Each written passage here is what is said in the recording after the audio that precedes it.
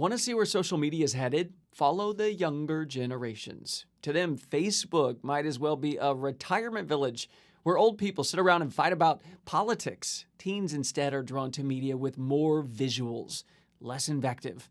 A 2018 Pew survey detected a huge shift among 13 to 17-year-olds. So when they were asked, which do you use? 85% say YouTube.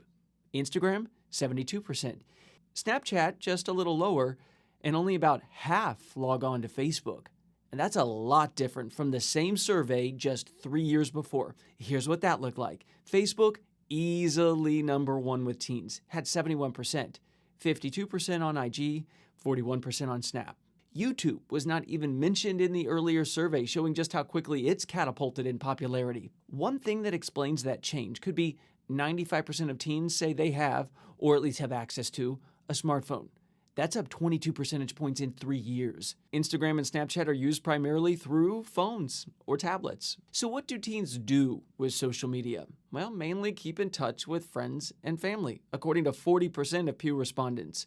Only 16% sought access to news. The apps young people gravitate toward in many ways return to the origins of social media. On Insta, you find photos and short videos. Snapchat, much the same, except the images disappear after a limited time. There is some news on Snapchat Discover, which is segregated. A second click is required to venture out from the regular app. Then there's a bunch of headlines like, Tiny Gumwad grows up to be the cutest animal.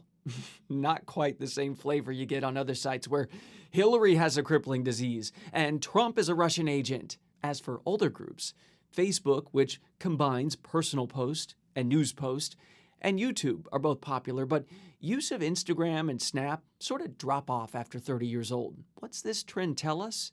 Well, teenagers seem to want a partition between news and personal content. As they become the primary group driving traffic and ad dollars worldwide, social media platforms might have to rethink their models.